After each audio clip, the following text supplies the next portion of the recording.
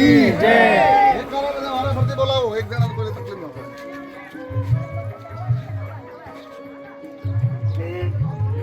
अजीत भाई बस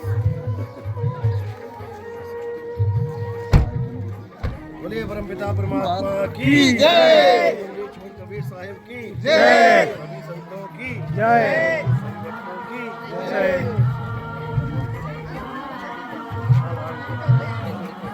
बोला परम पिता परमात्मा की जय, बोला सद्गुरु बंदी साहब अरे की जय, बोला भगत साहेब की जय, बोला भगत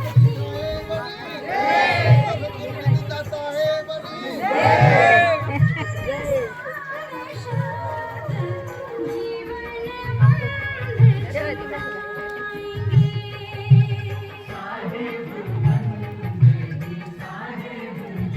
बोला सद्गुरु नित्यानंद साहेब की जय।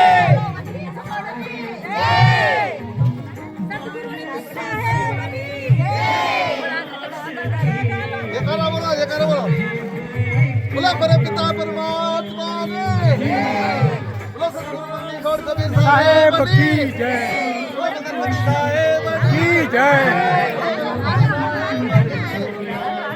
बोला नित्यानंद साहेब की जय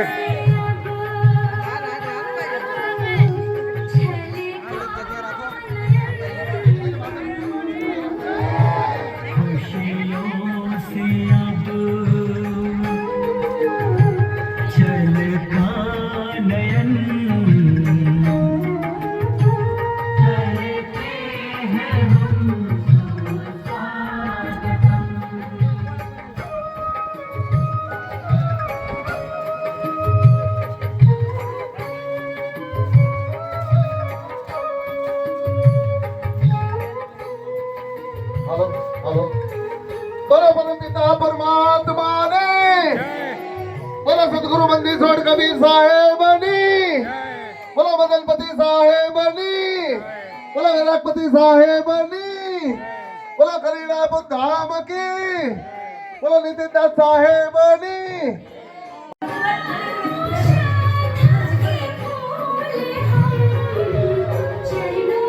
ये दीदी तो बेन कपड़ा खरीदना है अंदर बदल का करता दियो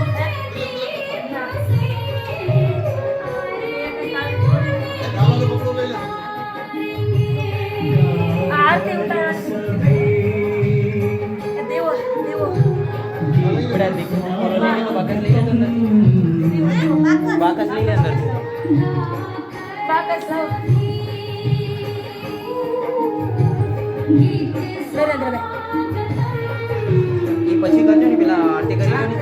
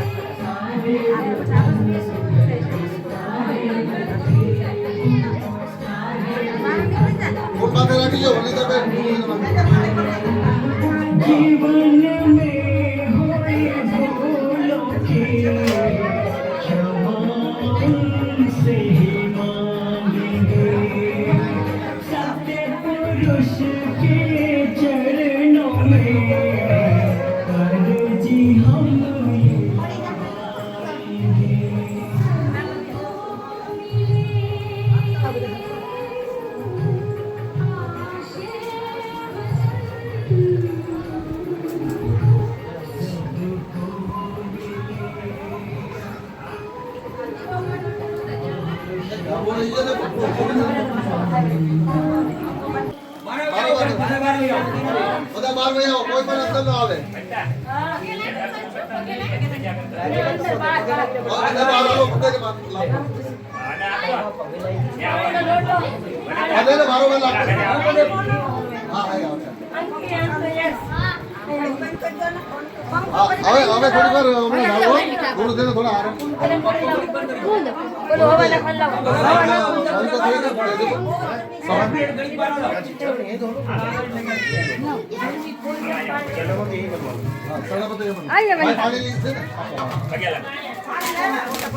પાણીનો કોલસો આપો.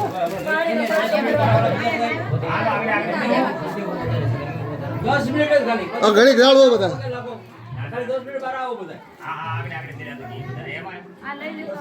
ગરમી થાય છે ને માણા માણા થાય ને આ લોટી ભરી લ્યો, પાણી લોટી ભરી લ્યો.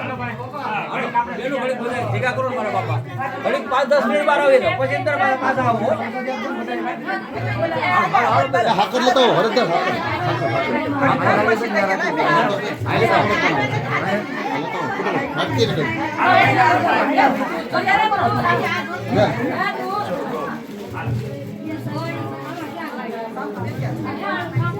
દૂધ કેવા છે? દૂધ છે, લાવો દૂધ.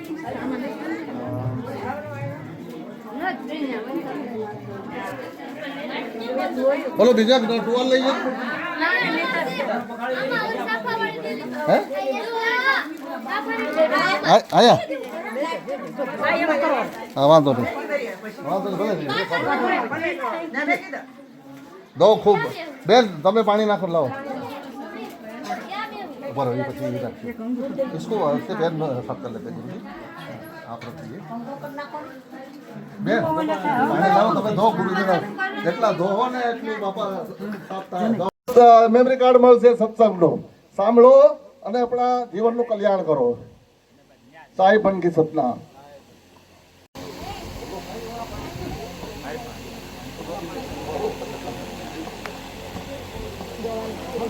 साहेब बन गए सपना बड़ा प्रेमी अंतों ने मारा साहेब बन के सपना. અહીંયા બાબરા તાલુકાના રાયપર ગામથી હરિભાઈ પણ આવ્યા છે. હરિભાઈ અહીં આગળ આવે, બેસે. એ ગુરુજીને ભેટીને રડી પડ્યા. એમની ખોજ અમે સાંજે સાંભળી. એ માણસે ભારતના ચારે શેડા ખૂંદી વેળ્યા છે. શેના માટે? સત્ય માટે. એને કેટલાક ગુરુ કર્યા ને કેટલાક ગુરુને મૂકી દીધા. કેમ મૂકી દીધા? કારણ કે એને ક્યાંય કોઈ ગુરુમાં સત્ય દેખાણું નહીં. એને યુટ્યુબ ચેનલ મોબાઈલમાં 2018માં સત્સંગ એમને મળ્યો અને એ સાંભળે સતત. 18 થી આજ 8 વર્ષ થયા, આજ 26 હાલે છે. એ સતત સાંભળે છે. તો મેં કીધું કેવી રીતે તમે બધાને મૂકી દે? 12 વખત દ્વારકા હાલીને ગયા. કે હું હાલીને ગયો દ્વારકા. એક વખત અહીંથી ડાકોર ગયો, ડાકોરથી ડાયરેક્ટ દ્વારકા ગયો હાલીને. એ બધું છૂટી ગયું. શેના કારણે? નીતિનદાસ સાહેબનો સત્સંગ સાંભળ્યો પછી. અને અહીં બાજુમાં શેડુબારમાં માલદેવ સાહેબ થઈ ગયા, એને દેહ છોડી દીધો. એવું કહેતા કે આ એક ही बंदा है, ये पूरे विश्व में एक ही बंदा है नितिन दास कि वो पार लगा सकता है, बाकी किसी की औकात नहीं है. वो सबको बोल के गया कि कहीं नहीं गया से ना शिष्य ने એને સંગતને કઈ નહીં જશે કે એ જ એકમાત્ર આ પુરુષ છે કે તમને ભવસાગરમાં પાર કરાવી શકે. બાકી દાવા તો બધા કરે છે આખા જગતમાં કે હું તમને પાર કરાવી દે, મુક્તિ અપાવી દે, સ્વર્ગ અપાવી દે, પણ કોઈ કઈ અપાવી શકતો નથી. માત્ર ફોટામાં સ્વર્ગ લખાય છે, સ્વર્ગવાસ. બાકી સ્વર્ગ કોઈ જાતું નથી, બધા નરકમાં જાય છે. તો આજે આપણે અહીંયા સત્સંગનો ખૂબ ભરપૂર લાભ લેવાનો છે. અને ફરી વખત ગામના લોકોને કહું છું કે વનિતાબેન એક નિરાધાર છે, પણ એ નિરાધાર પરમાત્માને શરણે છે. એ નિરાધાર પરમાત્માને શરણે છે. એટલે એનો સહયોગ આપવા માટે તમામ લોકો આવો. આમાં હિન્દુ મુસ્લિમ કોઈ નથી. ગુરુજીનો સત્સંગ સાંભળવો. આમાં કોઈ ભેદ નથી, જાતિ ભેદ નથી, વર્ણ ભેદ નથી. બસ માત્ર આખા વિશ્વનું સત્ય એક છે અને એને જાણવાની કોશિશ કરવા માટે થઈ ને પધારો.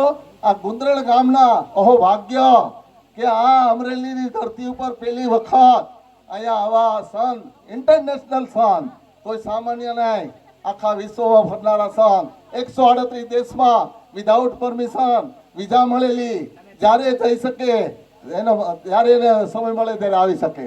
સાહેબન કી સતનામ. ગુરુજીને આદેશ કરીએ કે સત્સંગ પ્રારંભ કરે. સાહેબન કી સતનામ.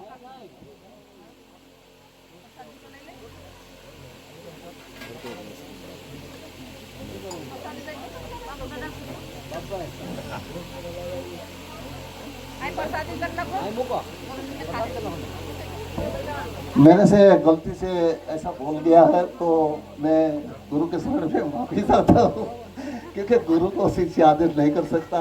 मैं तो मुझे माफ कर दीजिए. साहिब की सत्ता.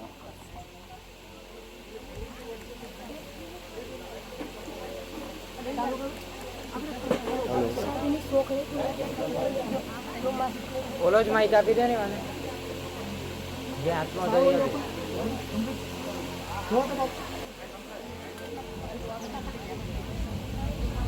साहिबन की सतनाम. तो आज परम पिता परमात्मा की अपार कृपा से बंदी छोड़ सतगुरु कबीर साहब की अपार दया से अमरेली में ये मूल ज्ञान का सत्संग होने जा रहा है. कबीर प्रकट दिवस के उपलक्ष्य में ये भव्य आयोजन किया गया है. बहुत बड़े भाग होते हैं उन जीवों के जो अपने पूरे जीवन काल में एक बार भी सतगुरु बंदी छोड़ कबीर साहब के इस मूल ज्ञान को सुन पाते हैं, और उससे भी बड़े भाग होते हैं उन जीवों के जो इस मूल ज्ञान को थोड़ा सा भी समझ पाते हैं. क्योंकि सुनना आसान है, आए बैठे घंटा 2 घंटा सुन के चले गए, लेकिन इस ज्ञान को समझना बहुत मुश्किल है. ये केवल उसी की समझ में आता है जिस पर परम पिता परमात्मा की कृपा हो, उस मालिक की रजा हो, गुरु की दया हो, ये तभी समझ में आता है. अन्यथा ये ज्ञान बहुत अटपटा ज्ञान है. ये वो ज्ञान नहीं है कि तुम्हें बोला जाए कि मंदिर जाओ, पत्थरों की मूर्तियों की पूजा करो, कोई चालीसा गाओ, कोई आरतियां गाओ, भोग लगाओ, घर को आओ. ये वो ज्ञान नहीं है कि कोई कहे कि तुम नमाज पढ़ने के लिए मस्जिद में जाओ, या तुम चर्च में जाओ अरदास करने के लिए, प्रेयर करने के लिए, या तुम किसी गुरुद्वारे में जाओ नाम जपने के लिए. ये वो ज्ञान नहीं है. वो ज्ञान बहुत आसानी से समझ में आ जाता है. तभी तो आज हर इंसान किसी ना किसी धर्म से जुड़ा है. जो उसको जल्दी से समझ में आ गया वहां जुड़ गया, उसने अपने बच्चों को भी जोड़ दिया. इन धर्मों में जुड़ना बहुत आसान है. किसी ना किसी धर्म में हर इंसान जुड़ा हुआ है. ये सब पवित्र ज्ञान में आता है. यानी एक इंसान को पवित्र बनाने के लिए, अच्छा इंसान बनाने के लिए इन धर्मों की स्थापना की गई है. इसमें कुछ नियम बताए गए हैं. हिंदू है तो ऐसा करे, मुसलमान है तो ऐसा करे, सिख है तो ऐसा करे, ईसाई है तो ऐसा करे. यानी तुम्हें एक पद्धति में लाने के लिए, तुम्हें एक सिस्टम में लाने के लिए ये धर्म बनाए गए हैं. लेकिन जो असली मूल ज्ञान है वो इन सब धर्मों से अलग है. वो किसी धर्म का गुलाम नहीं है, वो किसी जात पात का गुलाम नहीं है, वो किसी वंश विशेष का, किसी संप्रदाय का गुलाम नहीं है. वो एक सत्य हम सबका है. पूरे संसार का वो एक सत्य है. हिंदू का, मुस्लिम का, सिख का, ईसाई का, सबका एक ही परमात्मा है. और बोलते भी हैं. हिंदू भी कहते हैं परमात्मा एक है, मुसलमान भी कहते हैं अल्लाह एक है, सिख भी कहते हैं वाहिगुरु एक है, ईसाई भी कहते हैं गॉड एक है. अगर हम इनको 4 मान लें तो ये 4 अलग अलग हो जाएंगे. लेकिन हम ग्रंथों में देखते हैं कि हिंदुओं के ग्रंथ में लिखा है कि भगवान ने सूरज चांद सितारे बनाए.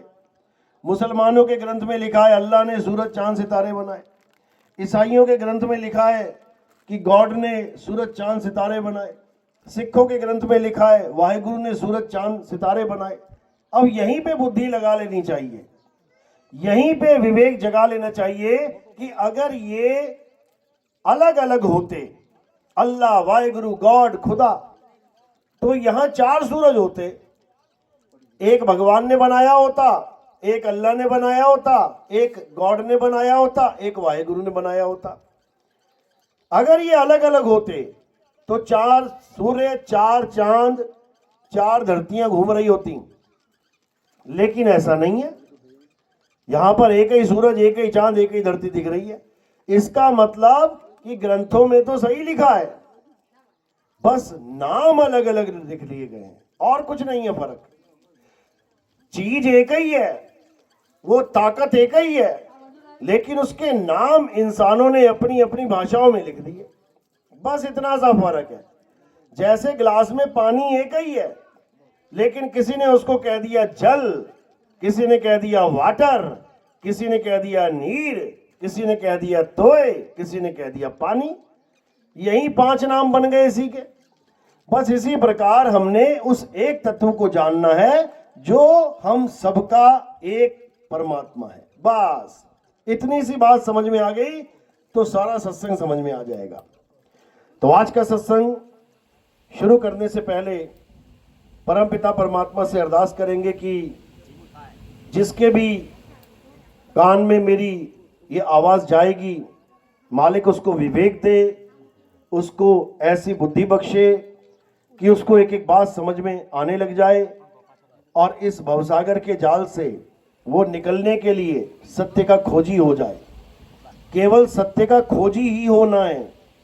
अगर सत्य के खोजी हो गए तो सत्य जरूर मिलेगा। तो आज का सत्संग शुरू करने से पहले परमपिता परमात्मा के नाम पे जयकारा लगाएंगे और फिर सत्संग शुरू करेंगे।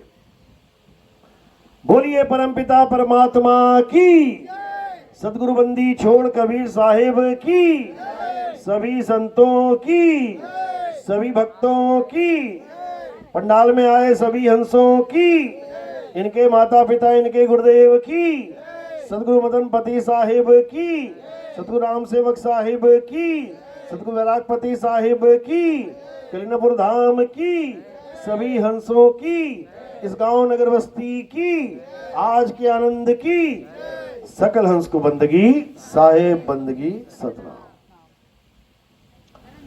तो कबीर साहब इस धरातल पे आते हैं हम सबको वो ज्ञान समझाने के लिए जिस ज्ञान के ना होने के कारण हम बार बार जन्म मरण में फंस जाते हैं, बार बार इस भवसागर में गोते खाते हैं। ज्ञान तो हमारे पास बहुत है, बहुत लेके बैठे हैं, लेकिन जो मूल ज्ञान है केवल उसकी कमी है। अगर वो मूल ज्ञान हमारे समझ में आ जाए तो समझ लो कि हमारा जन्म मरण का ये चक्कर खत्म हो जाएगा। और आप देखेंगे कि सारे धर्म, जितने भी आपको धर्म दिखाई दे रहे हैं, उनमें पूजा पाठ, उनमें अरदास, उनमें नमाज, उसमें प्रेयर इसीलिए करवाई जा रही है ताकि सब जन्नत में चले जाएं, स्वर्ग में चले जाएं, ये बार बार जन्म मरण के चक्कर से खत्म हो जाएं। सब यही चाहते हैं कि हम स्वर्ग चले जाएं, जन्नत मिल जाए, हेवन मिल जाए, सचखंड मिल जाए, सतलोक मिल जाए। सब इसी दौड़ में लगे हुए हैं, लेकिन उन्हें पता ही नहीं है कि ये मिलेगी कैसे। मात्र कुछ चंद अक्षरों को पकड़ पकड़ के सोच रहे हैं कि हम इससे पार हो जाएंगे। हिंदू सोच रहा है जो हमें नाम बता दिया गया वो नाम जपूंगा तो पार हो जाऊंगा। मुसलमान सोच रहा है जो मुझे नाम मिला है उसको जपूंगा तो पार हो जाऊंगा। सिख भाई सोच रहा है जो हमें नाम बता दिया गया है उसे जपूंगा तो पार हो जाऊंगा। ईसाई सोच रहा है जो मुझे बता दिए गए चंद अक्षर उसको बार बार रटूंगा तो पार हो जाऊंगा। चारों के चारों केवल अक्षरों के सहारे बैठे हैं, केवल अक्षरों के सहारे। हिंदू राम राम के अक्षर के सहारे बैठा है, राधे राधे अक्षर के सहारे बैठा है, ओम नमः शिवा अक्षर के सहारे बैठा है कि ये नाम जप लूंगा तो मैं पार हो जाऊंगा। मुसलमान अल्लाह अल्लाह इसके सहारे बैठा है। सिख भाई वाहेगुरु वाहेगुरु इसके सहारे बैठा है। ईसाई गॉड गॉड हालेलुया इसके सहारे बैठा है। सब अक्षरों को पकड़ के बैठे हुए हैं, जबकि कबीर साहब समझा रहे हैं कि ये जितने भी अक्षर हैं ये सब 52 अक्षर हैं, यानी मुंह से बोले जाने वाले, हाथ से लिखे जाने वाले, कानों से सुने जाने वाले अक्षर हैं। इन्हीं 52 अक्षरों को मैन मेड यानी इंसानों के द्वारा बनाए हुए अक्षर कहा जाता है। हर जगह हर देश में इंसानों ने अलग अलग अक्षरों की खोज करी। हिंदुस्तान में हिंदी भाषा की खोज हुई। आप देखोगे संस्कृत और हिंदी मैचिंग है बिल्कुल। पहले संस्कृत हुई फिर हिंदी हो गई। कितने अक्षर खोजे गए? 52 अक्षर खोजे। अंग्रेजों ने 26 अक्षर खोज लिए, बिल्कुल अलग, ABCDEFG। मुसलमानों ने अरब में बिल्कुल अलग खोज लिए, अलिफ बे ते पे। सिखों ने अलग खोज लिए, उड़ा एड़ा इड़ी। अलग अलग भाषाओं में अलग अलग अक्षर इस इंसान ने ही खोजे हैं। और उसके बाद इन्हीं अक्षरों के द्वारा अपने अपने भगवान, अपने अपने अल्लाह, वाहेगुरु, गॉड, खुदा के भी नाम रख डाले। ताकत एक ही है, पानी एक ही है। हर जगह इंसान ने पानी को देख के एक नाम रख दिया कि आज से इसको पानी कहेंगे, इसको जल कहेंगे, इसको वाटर कहेंगे, इसको नीर तोय कहेंगे, लेकिन वस्तु एक ही है। फर्क कहां पड़ गया? केवल नामों में। यानी इंसानों के द्वारा बनाए गए अक्षर ही अलग अलग हैं, लेकिन वस्तु एक ही है। जैसे सूरज के कितने नाम रख दिए? रवि, सन, सूर्य, सूरज, दिनकर, भानु, अलग अलग नाम रख दिए, लेकिन सूरज थोड़ी नहीं हो गए इतने सारे। सूरज तो एक ही है। इसी प्रकार परमात्मा के अनंत नाम रख दिए इस इंसान ने, अनंत नाम। हर धर्म में हजारों नाम चल रहे हैं और अभी भी चैन नहीं है, और रखता चला जा रहा है, रखता चला जा रहा है। कौन बना रहा है ये सारे नाम? इंसान। इंसान इन नामों की खोज कर रहा है। भगवान राम का एक नाम रखा था उसके पिता ने, राम। लेकिन अभी नेट पे सर्च कर लेना, भगवान राम के 108 नाम। किसने रख दिए ये सारे नाम?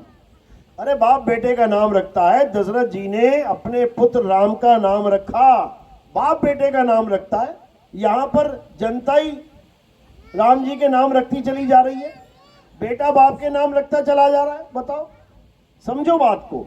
यानी ये सारे नाम किसकी वजह से बन रहे हैं? 52 अक्षरों की वजह से। तो ये 52 अक्षर किसकी वजह से बन रहे हैं? तुम्हारे मुंह में जो जीभ है ना, उसकी वजह से। अगर इंसान के मुंह से जीभ गायब कर दी जाए तो ये सारी दुनिया के नाम खत्म हो जाएंगे। फिर कोई नहीं बोल पाएगा कि मेरा ये नाम है, कुछ नहीं बोल पाएगा। बिना जीभ के बोल के देख लो, गूंगा क्या बोलेगा? कुछ नहीं बोल सकता, आ करेगा बस सारी उम्र। तो ये सारे नाम जितने भी तुम जिनको प्रेम करके बैठे हो, इन नामों के भरोसे बैठे हो, ये सारे जीभ की कला है। जीभ घुमा घुमा के नाम बोलना सिखा दिया और तुम बन गए ज्ञानी। यही कबीर साहब बार बार समझा रहे हैं कि 52 अक्षर जीव आधारा और आदि अक्षर जीभ्या से न्यारा। वाही को सत सिमरण कहिए और सिमर सिमर नर उतरो पारा। जप जप नहीं, सिमर सिमर। सिमर का मतलब होता है स्मरण करना। स्मरण यानी याद करना, यानी परमात्मा को याद कैसे करना है। हमें ये विधि चाहिए, जपना नहीं है। जपने के लिए तो तुम कुछ भी नाम जपते रहो, उसमें गुरु की जरूरत ही नहीं है। घर बैठे कोई भी नाम जप लो, गुरु की जरूरत ही नहीं है। लेकिन सिमरण करने के लिए तुम्हें गुरु की जरूरत पड़ेगी, क्योंकि गुरु तुम्हें भेद समझाएगा कि आखिर सिमरन करना है तो कैसे करना है। जाप और सिमरन, इसमें जमीन आसमान का अंतर है।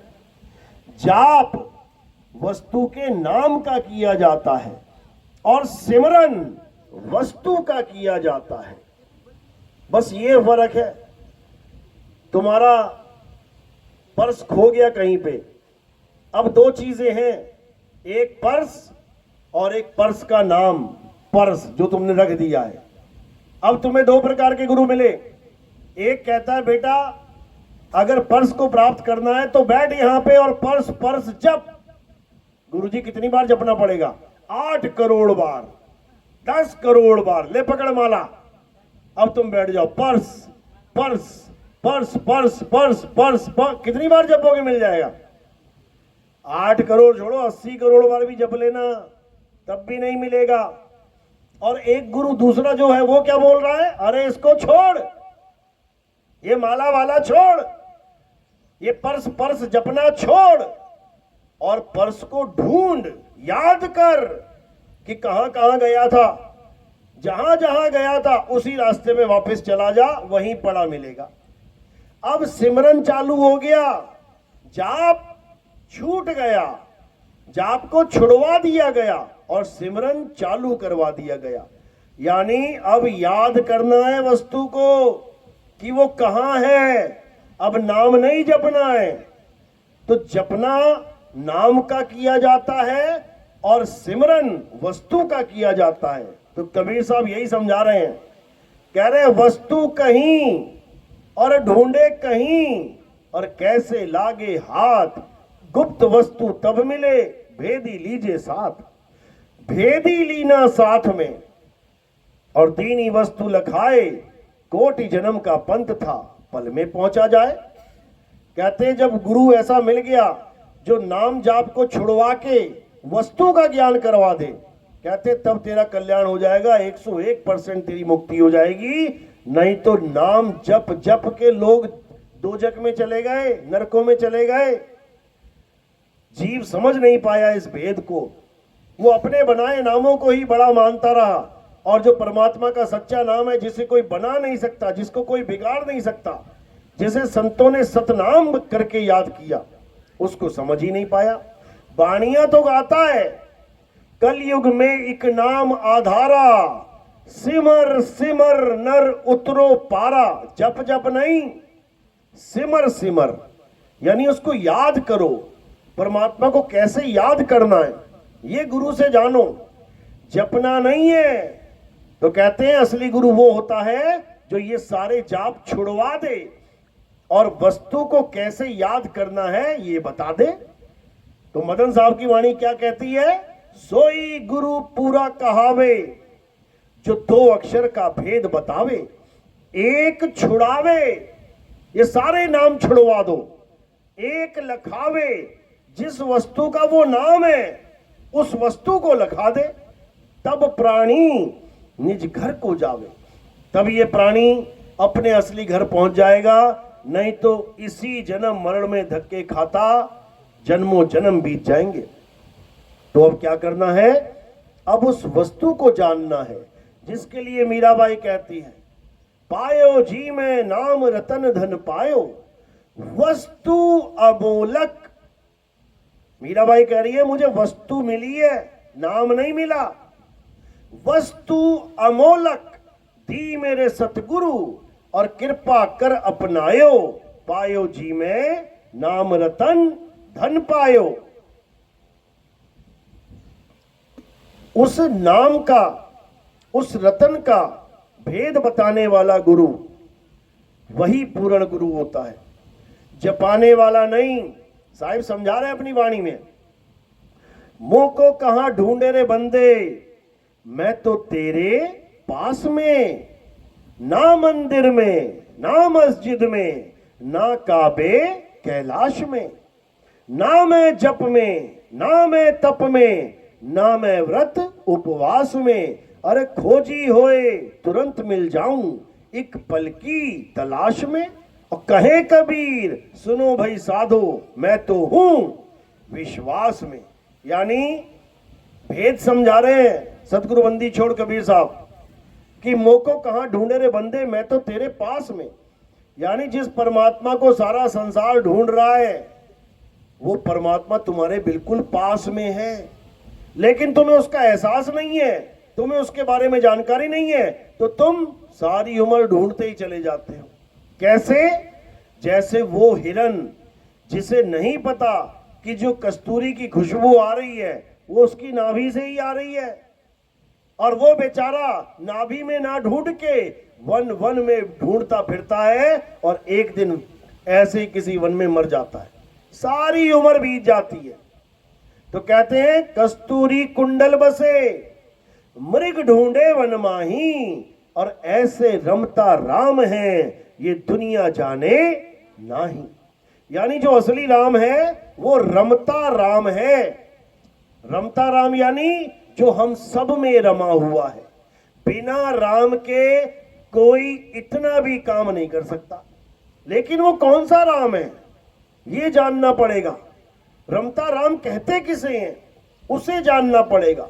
गाते तो है भजन, तुझ में राम मुझ में राम सब में राम समाया, और सबसे कर लो प्रेम जगत में कोई नहीं पराया। गाते तो हैं लेकिन इस भेद को नहीं जानते कि वो राम है क्या, जो तुझ में भी है और मुझ में भी है।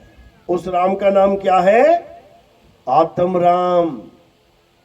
वो आत्म राम हम सब में रमा हुआ है, इसीलिए उसको रमता राम बोलते हैं। वो सब में रमा हुआ है और बिना उसके किसी की उंगली भी नहीं हिल सकती। ये जो तुम खा रहे हो, पी रहे हो, चल रहे हो, भाग रहे हो, कूद रहे हो, गा रहे हो, गाड़ी चला रहे हो, बाइक चला रहे हो, किसकी वजह से? उस आत्म राम की वजह से, उस आत्मा की वजह से। और जैसे ही आत्मा ने शरीर छोड़ दिया तुम एक उंगली नहीं हिला सकते।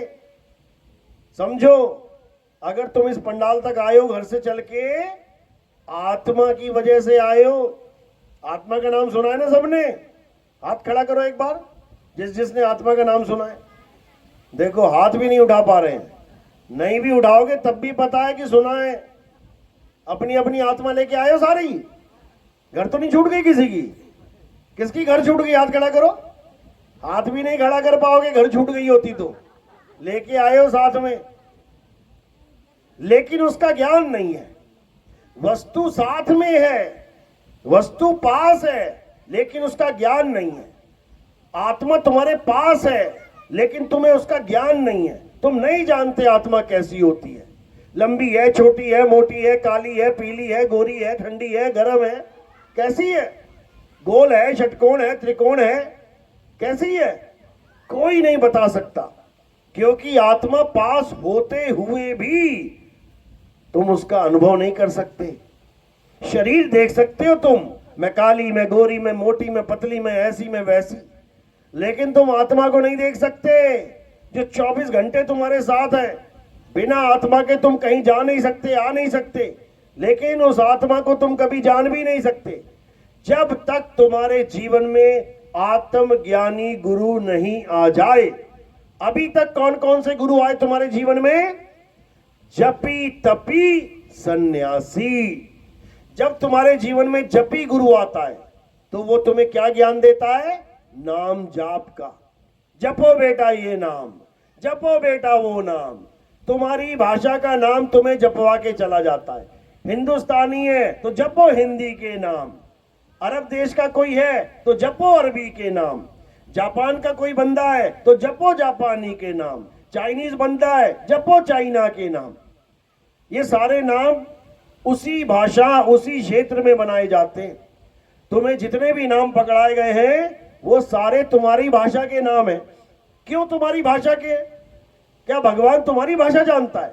वो जापानी नहीं जानता, वो ताइवानी नहीं जानता, वो बंगाली नहीं जानता, वो फ्रेंच, वो जर्मनी नहीं जानता।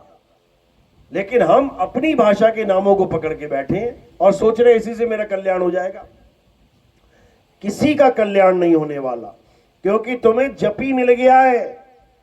जपी गुरु जाप करवाता है और तपी गुरु तपस्या करवाता है। एक पैर पे खड़े हो जा बेटा, पानी पे खड़ा, पानी में चला जा, ठंडे पानी में खड़ा हो जा, पहाड़ों पे चढ़ जा, ऊपर जाके चारों तरफ आग लगा के बीच में बैठ जा, किसी पेड़ पे उल्टा लटक जा, हाथ खड़ा कर ले, 20-20 साल हाथ ही खड़ा रख। ये सब तपस्या है। ये सब तुम्हारे शरीर को तपाने की विधि बताई जा रही है। ये आत्मज्ञान नहीं है, इससे आत्मा का ज्ञान नहीं होगा। नाम जपने से कभी आत्मा का ज्ञान नहीं होगा। अगर तुम्हें कोई कहे करंट को प्राप्त करना है, करंट जानना है कैसा होता है, तो करंट जप, और तुम जप रहे हो करंट करंट करंट करंट, झटका लगेगा क्या? कभी जीवन में नहीं लगेगा। तो क्या करना है? करंट करंट जपना छोड़ के वो तार कहाँ है उसमें उंगली लगा जाके। और एक बार उंगली लगा दी ना तो सारी उम्र नहीं भूलोगे करंट कैसा होता है। जपने से कभी करंट का अनुभव नहीं हो सकता। इसी प्रकार किसी भी भगवान का नाम जपो, इससे भगवान का अनुभव नहीं हो सकता, बिल्कुल नहीं हो सकता।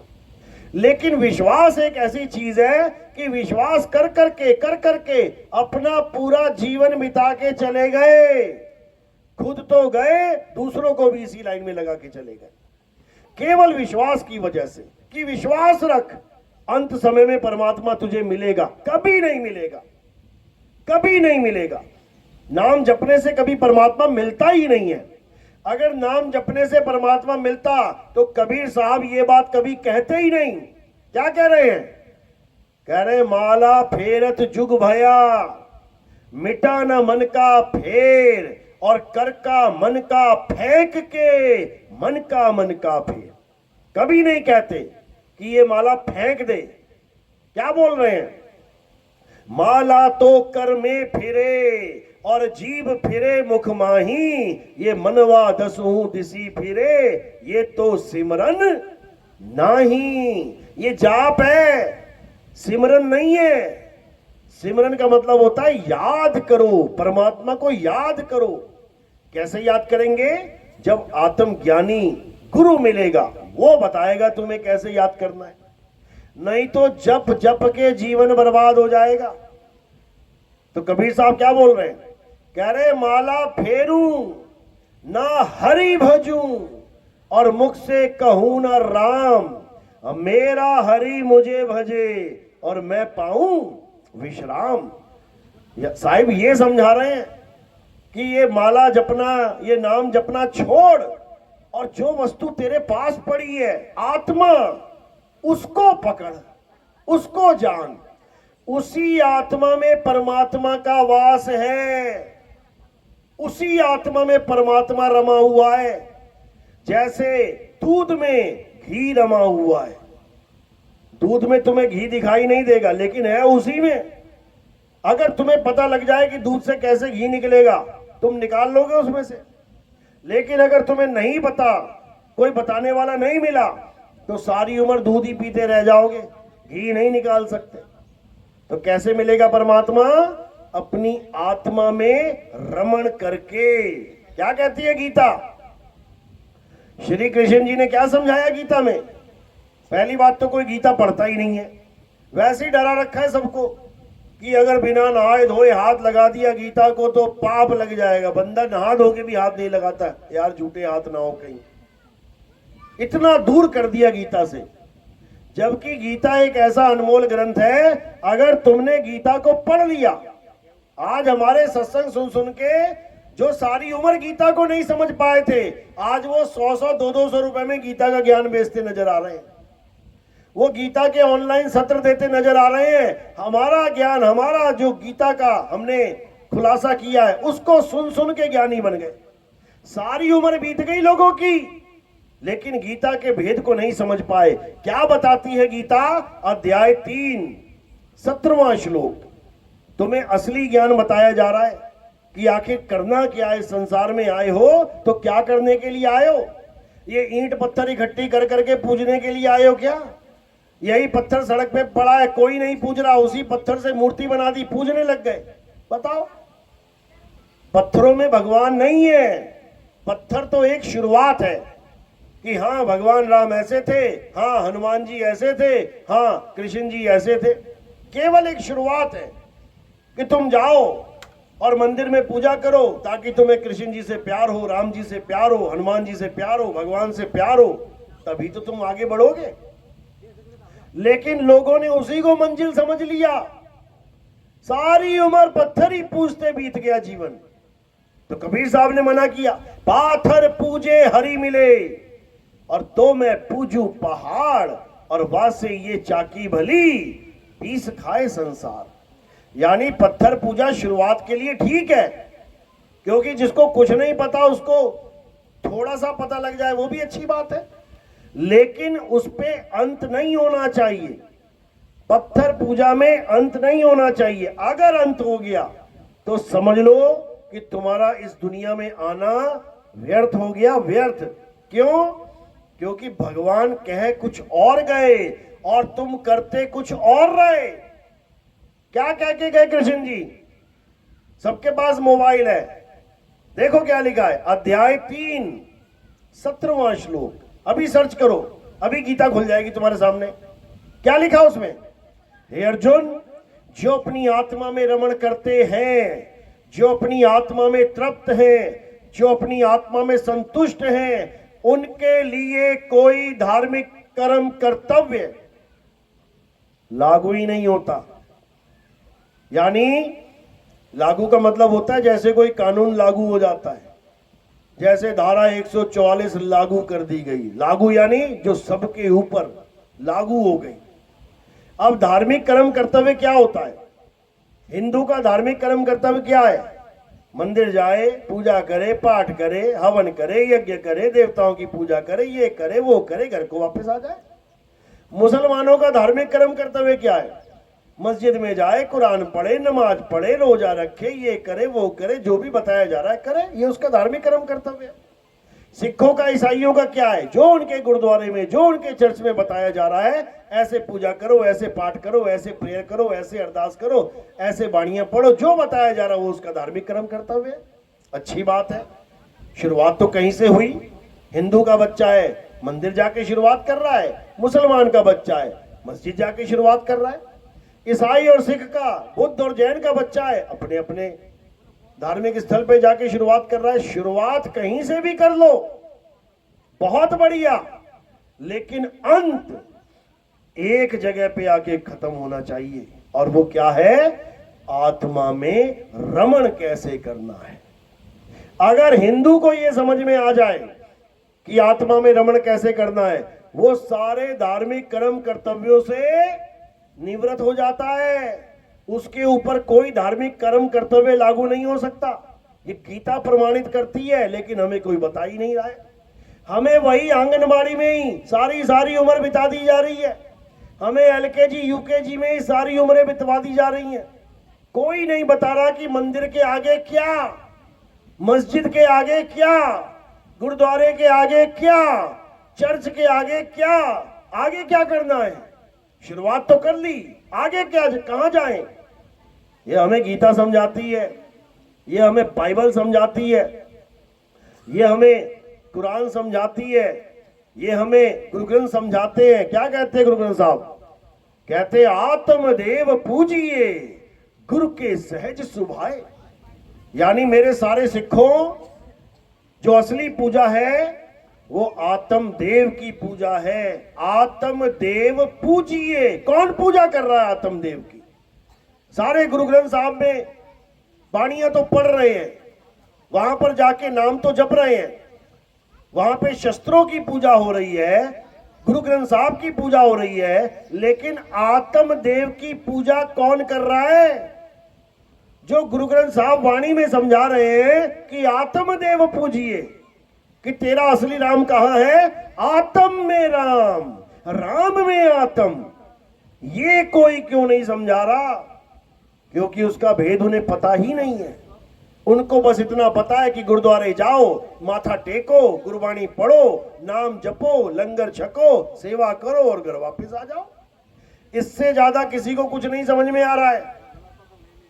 कुरान भी यही समझा रही है कि अल्लाह अल हक, अल्लाह सत्य है और सत्य खोजा जाता है। महात्मा बुद्ध घर छोड़ के गए थे, क्यों गए थे? बच्चों को, बीवी को, माता पिता को, सबको सोता छोड़ के चले गए। क्यों गए थे जंगल में? शेर देखने या चीता देखने या भालू देखने गए थे? जब वो वापस आए, उनकी बीवी ने पूछा जंगल क्यों गए थे? तब उन्होंने कहा मैं सत्य की खोज करने गया था। सत्य की खोज करने के लिए जंगल में गए थे। तो उनकी बीवी बोली क्या जंगल में सत्य पड़ा हुआ था? क्या जंगल में कहीं किसी पेड़ के नीचे सत्य पड़ा हुआ था जो उसको खोजने गया था? क्या सत्य तेरे पास नहीं है? वो बोले हाँ, सत्य मेरे पास है, लेकिन यही जानने के लिए जंगल में गया था, क्योंकि जो जो मुझे मिलता गया वो मुझे बताता गया कि सत्य तेरे पास है। लेकिन उसका लखाने वाला कोई नहीं मिला। बताने वाले सारे मिल रहे हैं, सब बता रहे हैं परमात्मा तेरे पास है, आंखें बंद कर और ध्यान लगा और ऐसा कर वैसा कर। ये सब गलत विद्या है। परमात्मा तुम्हारे पास है, तुम्हारे अंदर नहीं है, समझ लो। अगर तुम अपने आप को काया मान के बैठे हो तो परमात्मा तुम्हारे पास है, लेकिन इस काया के अंदर नहीं है। कबीर साहब अपनी वाणी में समझा रहे हैं, कह रहे हैं नहीं प्राण में और नहीं पिंड में और ना ब्रह्मांड आकाश में, ना मैं त्रिकुटी भंवर गुफा में और ना श्वासों की श्वास में। यानी मैं किसी शरीर के अंदर नहीं रहता। शरीर के अंदर गलती से भी मत खोजना। शरीर के अंदर खोजोगे तो परमात्मा कभी नहीं मिलेगा। शरीर के अंदर कौन मिलेगा? संतो तन खोजा मन पाया। अगर शरीर के अंदर खोजोगे तो शरीर के अंदर एक ताकत है जिसको मन कहते हैं, मन, ये मिलेगा तुम्हें। अब इस मन का स्वरूप क्या है? मन का नाम सुना है ना सबने। तुम किसके गुलाम हो? तुम किसी के गुलाम हो कि आजाद हो?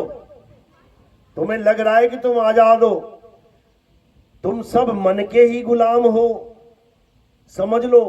सुबह से लेके रात तक तुम जो कुछ भी करते हो किसके कहने पे करते हो? किसकी पसंद की चीजें खाते हो? किसके पसंद की चीजें पहनते हो? मन की। सुबह उठोगे कैसे उठोगे? माँ उठाएगी, उठ जा बेटा उठ जा उठ जा, नहीं उठोगे। क्यों? क्योंकि मन नहीं कर रहा उठने का, और बिना बोले उठ गए। क्यों? क्योंकि मन ने कहा उठ जा। अब नहाने गए तो साबुन कौन सा लगाओगे? अपनी पसंद का या मन पसंद? मन पसंद लगाओगे, यानी मन के पसंद का। दुकान पे गए थे, 100 तरह का साबुन था, कौन सा उठाया? जो तुम्हारे मन को भाया। कपड़े कौन से पहनोगे? 100 साड़ियां पड़ी हैं, कौन सा निकालोगे? जो मन कह रहा है वो निकालोगे, मन पसंद साड़ी पहनोगे। तेल लगाओगे कौन सा लगाओगे? मन पसंद लगाओगे। खाना खाओगे कौन सा खाओगे? बच्चों को पूछोगे क्या खाने का मन कर रहा है? मन क्या कर रहा है वो बताएगा बच्चा। आज मैं आलू पराठे खाऊंगा। कौन बोल रहा है ये? मन कह रहा है उसका। यानी जो मन कह रहा है तुम वही कर रहे हो।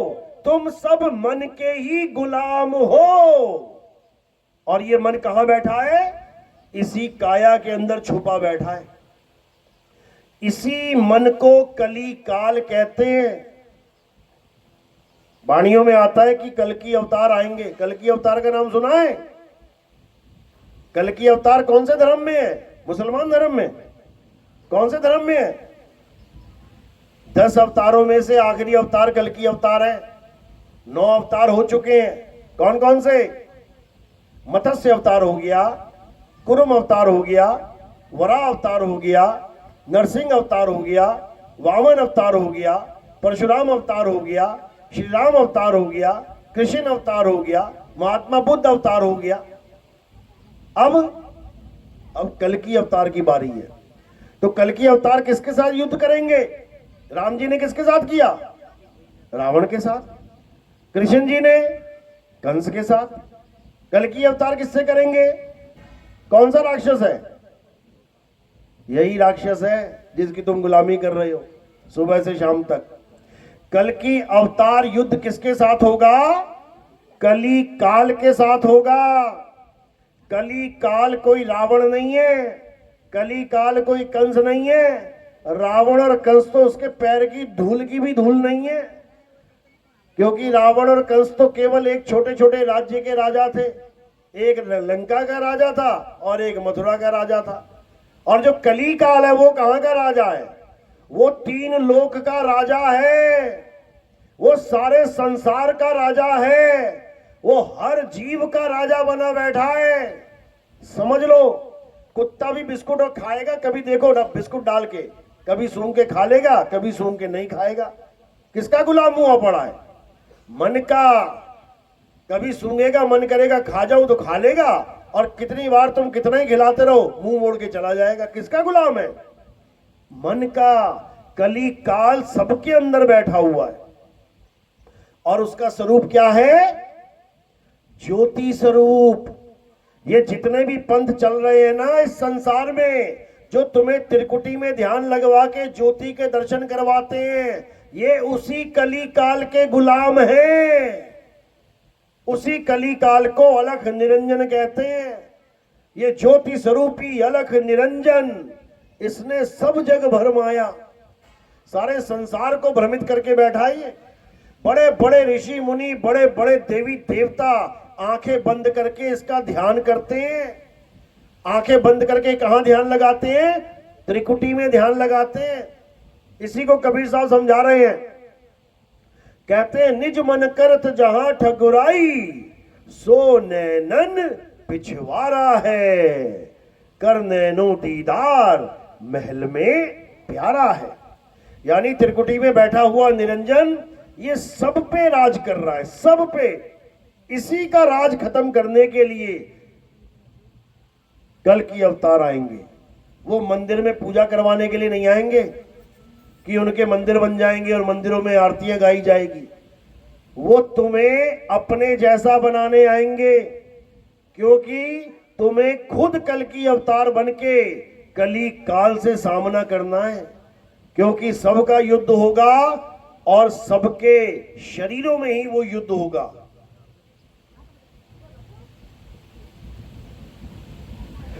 असली जंग तुम्हारी ही तुमसे होगी, यानी इस आत्मा की मन से होगी। अभी तुम मन बने बैठे हो, तुम्हें आत्मा बना दिया जाएगा। और जब तुम आत्मा बन जाओगे तब इस मन के जाल से, इस मन की चाल से बाहर आ जाओगे।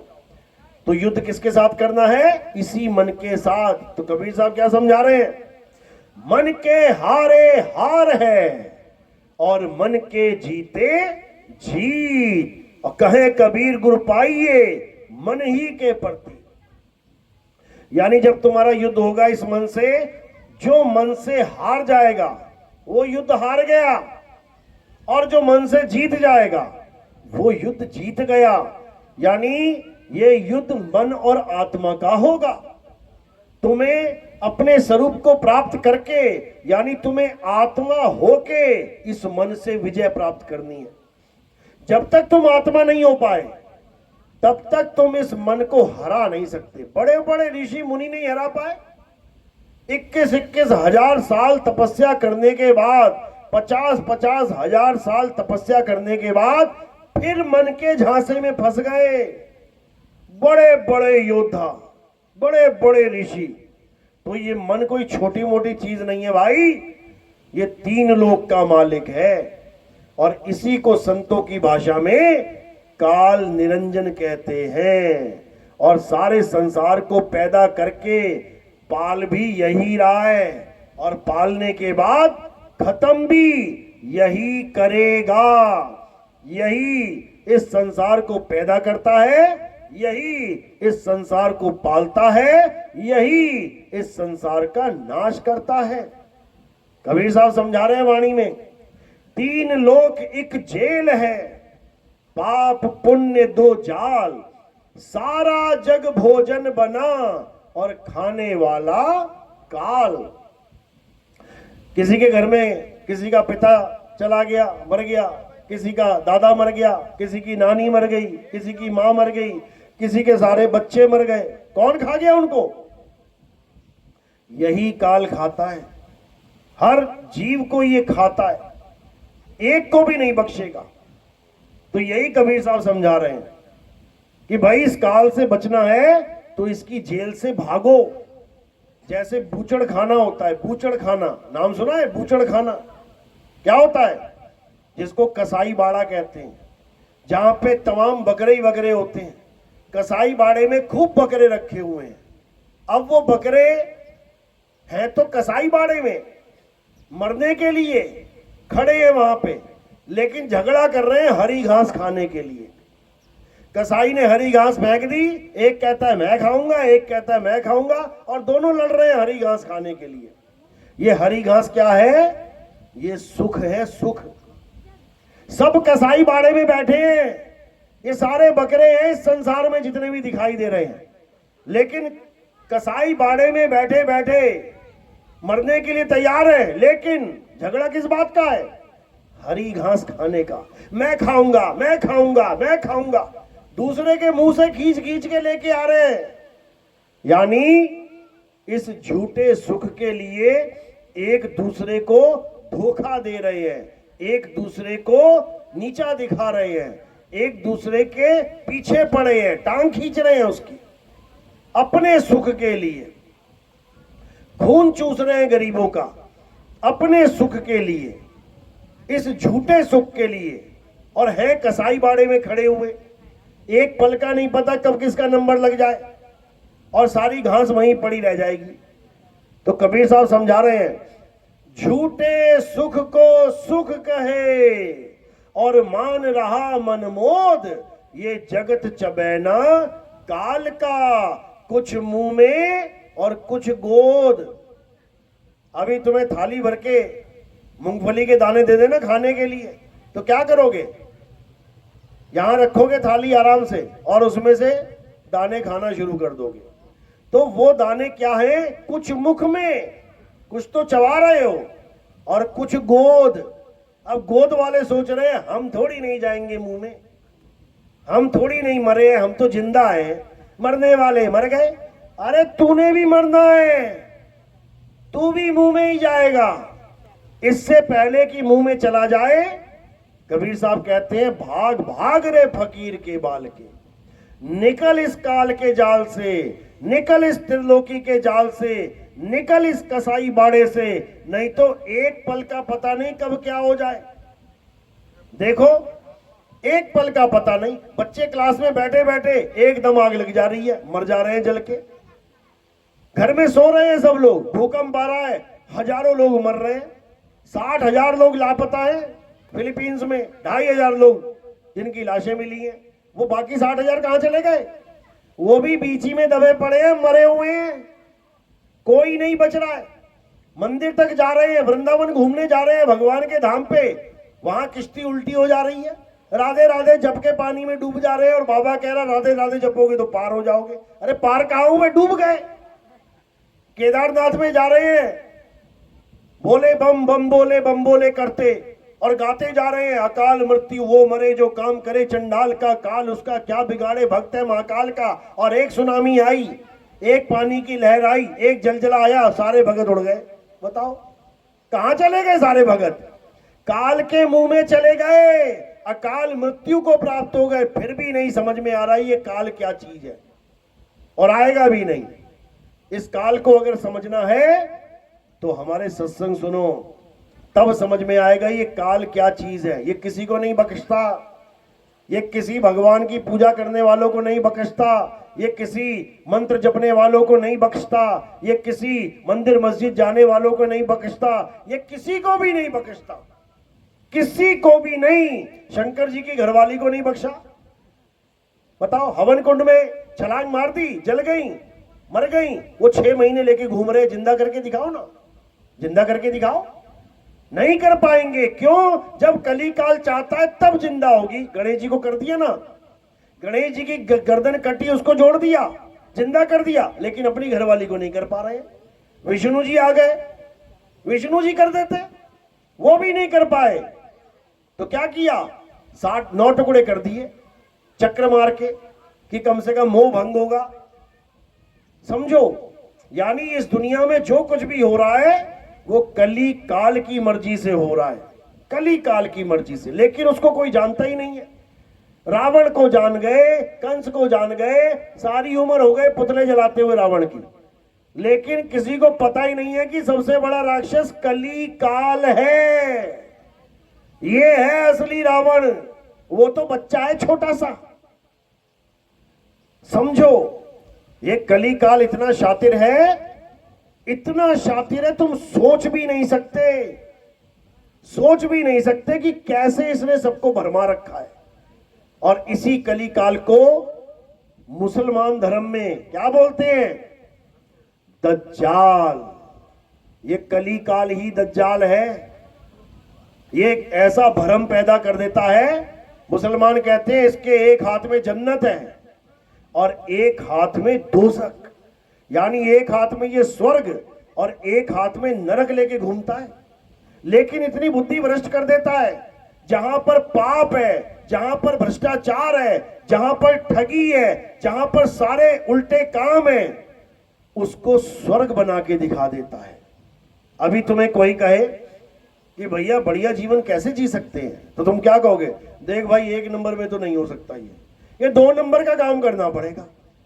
2 नंबर का काम करेगा तो बढ़िया जीवन हो जाएगा, बड़ी बड़ी गाड़ियां हो जाएंगी, बड़े बड़े महल मिल जाएंगे, बड़े बड़े डनलप के गद्दे मिल जाएंगे, बैंक अकाउंट भर जाएंगे, दुनिया भर के नौकर चाकर मिल जाएंगे, यानी तू स्वर्ग में आ जाएगा। लेकिन क्या करना पड़ेगा? गलत काम, 2 नंबर का काम। अब ये 2 नंबर का काम करने वालों को ये कली काल, ये दज्जाल स्वर्ग दिखा रहा है कि तू स्वर्ग में है, बाकी तो नरक में है। देख झोपड़ी में कैसे बेचारी बूढ़ी है अम्मा गरीबी में जूझ रही है, वो नरक में है, तू स्वर्ग में है। समझो, इतना बड़ा झांसा है कि राम मंदिर को नहीं छोड़ा। राम मंदिर में 200 करोड़ का मामला गायब, क्यों? ऐश करने के लिए, बड़ी बड़ी प्रॉपर्टी बन जाए, हम भी राजा बन जाए, हम भी बड़े आदमी बन जाए। समझे? कौन करवा रहा है ये? क्या मुसलमान ने चोरी करी क्या, या ईसाइयों ने चोरी करी, या किसी सिख भाई ने चोरी करी? किसने चोरी करी? भगवान के ही भक्तों ने। भगवान के ही भगत नोट गिनते गिनते अपने घर पहुंचा रहे थे, जो भगवान को मानते थे, जो कहते थे मंदिर तो यही बनेगा, यही बनेगा, चोरी करने के लिए बनेगा। बताओ, ये कोई और नहीं कर रहा है, ये कली काल करवा रहा है। सबके अंदर छुप के बैठा है और सबको झूठा लालच देता है कि चोरी कर ले, ठगी कर ले, बेईमानी कर ले, तू स्वर्ग में आ जाएगा, तुझे स्वर्ग मिल जाएगा। और वो बेचारा भोला जी लग जाता है धीरे धीरे ठगी मारने, चोरी करने, गलत काम करने, और थोड़ा अमीर होता है, कहता हाँ अब स्वर्ग में हूं मैं। ये मुसलमानों को अच्छे से समझा रखा है मोहम्मद साहब ने कि वो दज्जाल तुम्हें जो स्वर्ग दिखा रहा होगा, असल में वो नरक है। और जो तुम्हें नरक दिखा रहा होगा, यानी ईमानदारी से पैसा कमाओगे तो गरीब रह जाओगे, 2 वक्त की रोटी मिलेगी, नमक के साथ खानी पड़ेगी, ये नरक है। ये नरक नहीं है मेरे भाई, यही स्वर्ग है, यही स्वर्ग है। यानी वो दज्जाल इतना शैतान होगा कि सारे उल्टे काम करवा के तुम्हें स्वर्ग दिखा के नरक में ठोकेगा ले जाके।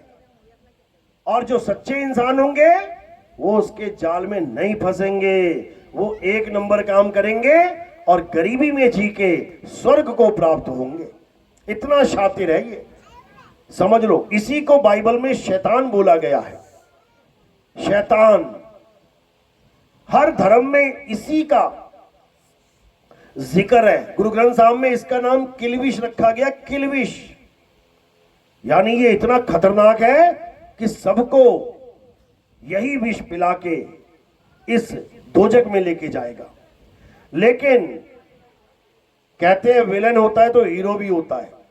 अब ऐसी कोई फिल्म नहीं जिसमें विलन ही विलन हो, हीरो भी होता है। और ये हीरो हर धर्म में है। हिंदू धर्म में इसी को कल्कि अवतार कहते हैं और आखिरी अवतार। यही सारे भेद खोल के सबको निकाल के ले जाएंगे। इसी को मुसलमान धर्म में इमाम मेहदी कहते हैं। इसी को ईसाई धर्म में जीसस सेकंड कमिंग कहते हैं। इसी को सिख धर्म में मर्द का चेला कहते हैं। इसी को कबीर पंथ में चूड़ामन अवतार कहते हैं। इसी को यहूदियों में इलियास कहते हैं। इसी के सारे नाम रखे गए हैं। यानी ये आखिरी पत्ता है परमात्मा का। और जब ये आखिरी पत्ता खुलेगा, ये ज्ञान खुलेगा, तो सारे संसार को इस किल्विश से, इस कलिकाल से, इस दज्जाल से, इस शैतान से आजाद करवा देगा और सदा सदा के लिए परमात्मा के चरणों में वास करवा देगा। इसी को समझना है। ये मंदिर, मस्जिद, गुरुद्वारे, चर्च ठीक है, शुरुआत है, लेकिन असली शैतान तुम्हारे अंदर बैठा है। तेरा साईं तुझ में है और दुश्मन भी तुझ माही। परमात्मा भी तेरे पास है और शैतान रूपी मन भी तेरे पास है। तू शैतान को तो पूजने में लगा है, शैतान की अरदास करने में लगा है, शैतान की बात मानने में लगा है, लेकिन तुझे परमात्मा का एहसास नहीं हो पा रहा है। तो सच्चे संत क्या करते हैं? तुम्हें डायरेक्ट परमात्मा से जोड़ते हैं।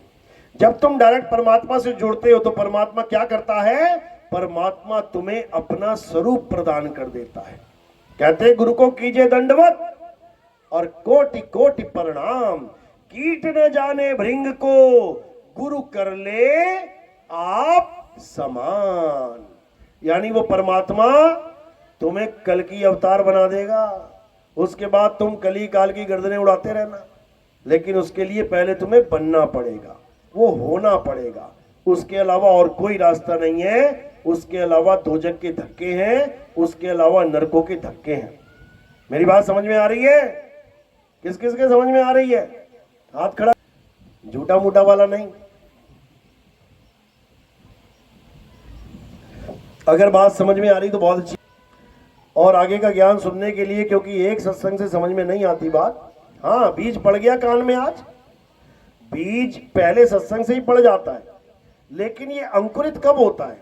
जब समय आता है, ऋतु आती है, तब अंकुरित होता है। तो उसके लिए क्या करना पड़ेगा? हमारे सत्संग YouTube चैनल पे आते हैं। YouTube चैनल पे खूब गुजराती गाने, खूब गुजराती कॉमेडी देख ली आप लोगों ने। अब 10 मिनट सत्संग को देने हैं। सत्संग में आपने क्या लिखना है? YouTube चैनल पे नितिन दास के सत्संग। आपने उन सत्संगों को एक एक करके सुनना शुरू कर देना है, और धीरे धीरे धीरे परमात्मा की दया से विवेक जागेगा, और ऐसा जागेगा कि फिर सोएगा नहीं। फिर कली काल के साथ युद्ध करना शुरू हो जाओगे। तुम खुद ही अपने आप समझ में आने लग जाएगा तुम्हें कि मन कितना शातिर है, कहां कहां फंसाता है। एक एक बात, एक एक चाल मन की समझ में आने लग जाएगी, और धीरे धीरे इस मन से छूटने का, इस जाल से निकलने का रास्ता सत्संग के माध्यम से पता लगने लग जाएगा। जब सारा कुछ समझ में आ जाए तब दीक्षा ले लेना, और दीक्षा में जो भेद समझाया जाएगा उस भेद को समझ लेना।